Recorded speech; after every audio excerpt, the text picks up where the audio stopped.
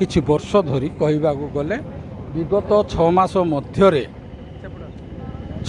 मध्यरे प्राय 52टी घटना घटी सारा ओडिशा रे मालकानगिरी ठू आरंभ करी मयूरभंज पर्यंत अनेक जगार ताहा एफआईआर भी रजिस्टर्ड होईछि आ अनेक जगार एफआईआर रजिस्टर करने को भी डरी माने एमिती अवस्था आसीची लोकों को गछरे बांधिकी पिटा होउची कबर खोलिकी पोतिले से कबररू शव को काढ़ी निया होउची।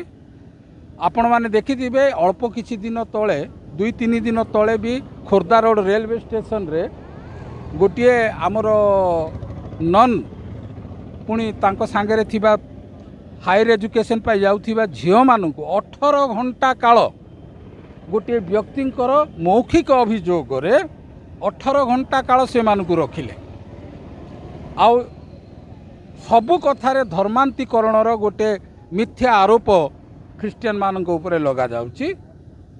आज पर्यंत 1967 मसीहार धर्मांतीकरण आईन ओडिशा रे थिले भी गोटे भी केस रे धर्मांतीकरण ना रे रजिस्टर्ड हेनी कि प्रूफ हेनी। तेणु आमे शासन प्रशासन को अनुरोध करूचु धर्मांतीकरण ना रे किछि गुंडा मानकर मौखिक कथारे ख्रिस्टियन मानक हैरान करंतु नाही। बहुत हेलाणी माने आज आम राजरास्ता को ये ओल्लैलु जे सरकार अंतत आम प्रति ध्यान दे तांकर जहाँ प्रशासन जेतिकी क्षमता अच्छी देकी ख्रिस्टियन मानक सुरक्षा देउछु। तेणु आमे आज बाहरीचु जेहेतु ओडिशा सरकार ओडिशा कथा मु कहूची आज सारा भारत वर्ष रे ए आंदोलन चली किंतु ओडिशार 30टा जिले में मध्य ख्रिस्टियन माने महामहिम राष्ट्रपति उद्देश्य रे स्मारक पत्र दौरान आमर जेतिकी घटना घटी वर्तमान ताकू नहीं तेणु आशा करुचु महामहिम राष्ट्रपति आम प्रति सदय होई निश्चित ओडिशा सरकार को निर्देश देवे जो थिरे आमर जेतिकी मूल निवासी आदिवासी पुणी अनुसूचित जातिर ख्रिस्टियन पुणी अन्यान्य पछुआ वर्गर ख्रिस्टियन मानकर सहित न्याय करिवे। पछरे कहार स्वार्थ रहु नाही मात्र यह होची एक राजनैतिक परिकल्पना राजनैतिक बयानबाजी। तेणु से कथा को आमे ए समाज रे निंदा करुचु घृणा करुचु। आमे समस्त सहित प्रेम रे बास करिया पई चाहुचु।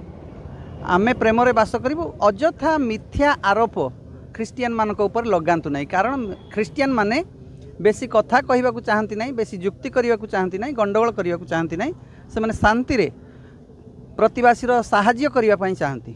तेणु प्रिय बंधुगण आज यही कथा आमे जणाई देबा को चाहूँ जे आमे आपण मानक सहित रे अछु आमे भी सरकार सहित अछु आम सहित भी सरकार रुहंतु।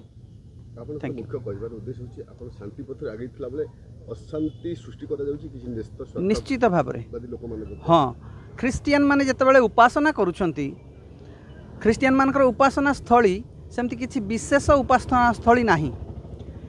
जोठारे 2-3टा परिवार एकाठी होती सेठी उपासना करिवा पाई बाइबल प्रमाण करे निर्देश दिए जीशु या कहती। तेणु आम लोक माने श्रृंखलित भाव में कौटी भी गोटे परिवार रे एकाठी होती आ सही समय रे से कथा को देखी अनेक गुंडा श्रेणी लोक माने से माने आसी गोटे दल सहित पहुँची जाती आ सेठी से जी प्रचार करुथांती प्रार्थना करुथांती जो माने आंठेई थांती से मान को आसी पिटंती नहीं एमती कथा उठुची किसी निज लोक मानकु आपण धर्मांतरीकरण करिकिनी आपण को नहीं कोनोसी मते बढ़िया पे चेष्टा करू नहीं कोनोसी मते केही भी जीशु कहि नांती एई कथा किंबा बाइबल रे सही कथा नहीं जे निरीह लोक मानकु भूलेई आनी जीशु को कथा कही ख्रिस्टियन कर। कारण ख्रिस्टियन मानकर भोट दरकार नहीं आमे कोटी भोट रे छिड़ा होनु।